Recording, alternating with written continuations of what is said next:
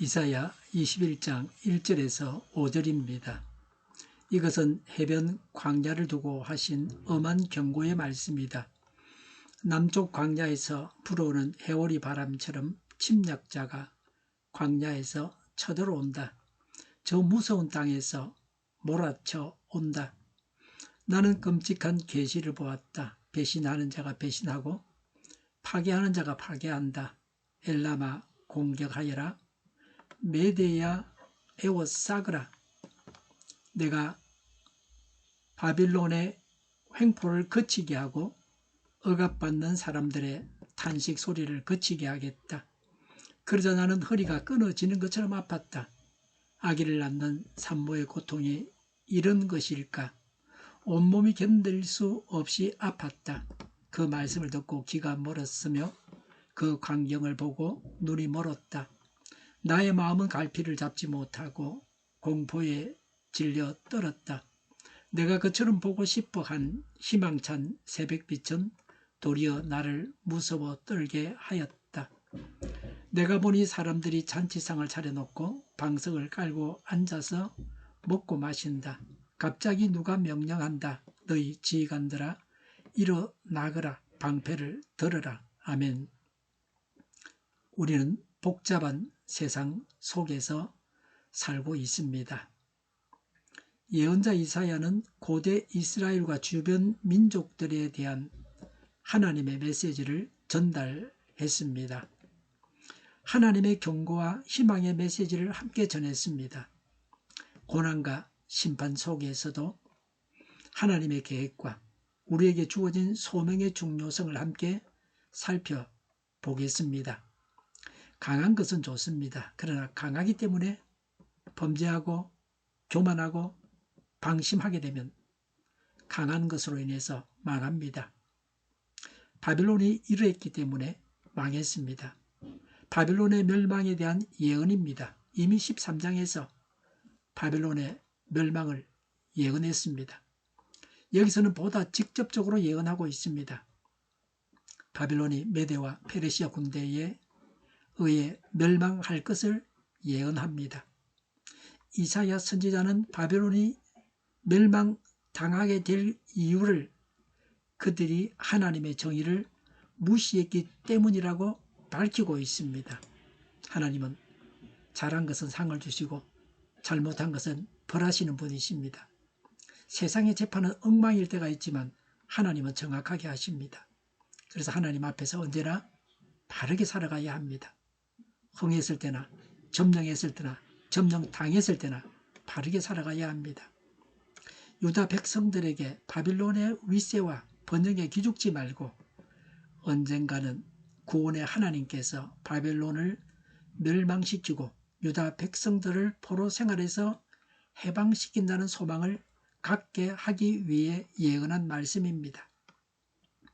1절에 이것은 해변 광야를 두고 하신 엄한 경고의 말씀이다. 남쪽 광야에서 불어오는 해오리 바람처럼 침략자가 광야에서 쳐들어온다. 저 무서운 땅에서 몰아쳐 온다고 했습니다. 해변 광야는 바벨론 제국입니다. 이사야는 바벨론에 대한 예언을 전하고 있습니다. 바벨론 제국은 티그리스와 유프라테스 강에 의해서 둘러싸여 있어서 마치 바다 가운데 떠 있는 섬과 같았습니다.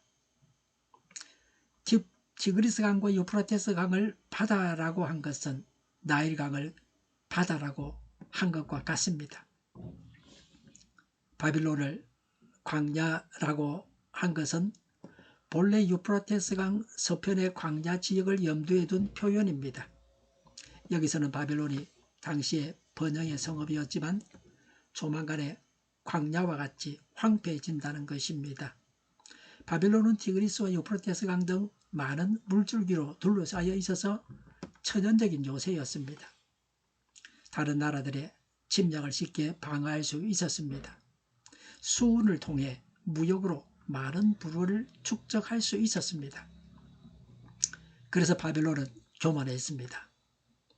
종교적으로, 도덕적으로 하나님 앞에서 타락했습니다. 그 결과 하나님의 심판을 받기에 이르렀습니다. 무서운 땅은 메대와 페르시아 지역을 가리키는 말입니다. 메대와 페르시아 땅을 무서운 땅이라고 한 것은 그 땅이 황폐했습니다. 산이 많아서 험준했습니다. 그 땅에서 메대와 페르시아의 많은 군인들이 훈련을 받았기 때문입니다. 그래서 무서운 땅이라 그럽니다. 남쪽 강야에서 불어오는 해오리 바람은 아라비아 사막에서 불어오는 매우 뜨겁고 강한 돌풍입니다. 메대와 페르시아가 일어나 막강한 군사력으로 무장을 하고 급작스럽게 쳐들어올 것이라는 예언입니다. 이전에 나는 끔찍한 계시를 보았다. 배신하는 자가 배신하고 파괴하는 자가 파괴한다. 엘리마 공격하여라. 메대야 에워싸거라. 내가 바벨론의 행포를 그치게 하고 억압받는 사람들의 탄식 소리를 그치게 하겠다고 했습니다. 엘람은 페르시아 제국의 한 지방입니다. 여기서는 페르시아 제국을 대표하기 위해 엘람을 사용했습니다. 페르시아는 말보다는 엘람이 페르시아라는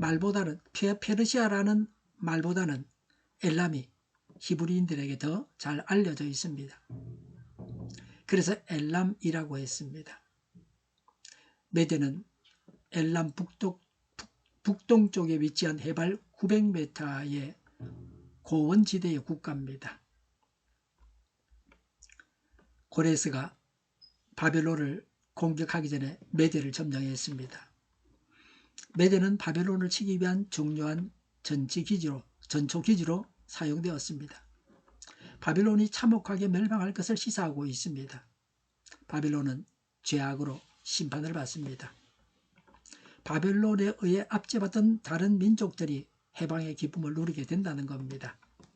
인간의 힘으로 세운 모든 것이 결국 무너질 수밖에 없습니다. 이 예언은 단순한 경고가 아닙니다.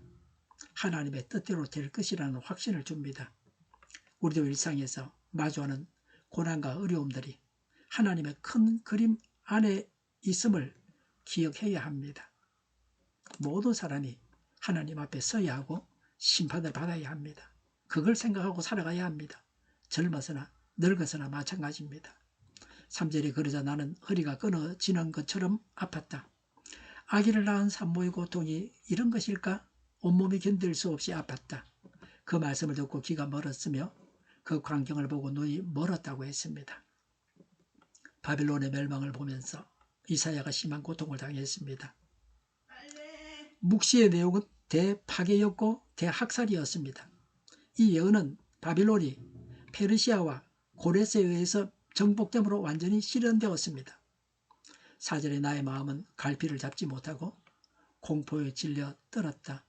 내가 그처럼 보고 싶어한 희망찬 새벽빛은 도리어 나를 무서워 떨게 하였다고 했습니다. 희망찬 새벽빛은 기쁨의 밤이라는 뜻입니다. 하루에 고된 일을 벗고 쉴 수 있는 평화스럽고 편안한 밤이 변하여서 두려움이 된다는 말씀입니다.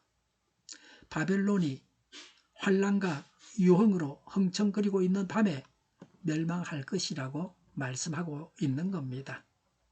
성도들은 항상 깨어 있어서 유혹과 환난에 대처하면서 예수님께서 오시기를 고대하여야 할 것을 교훈받습니다. 이사야는 경고의 소식이 긴급하다는 점을 강조합니다.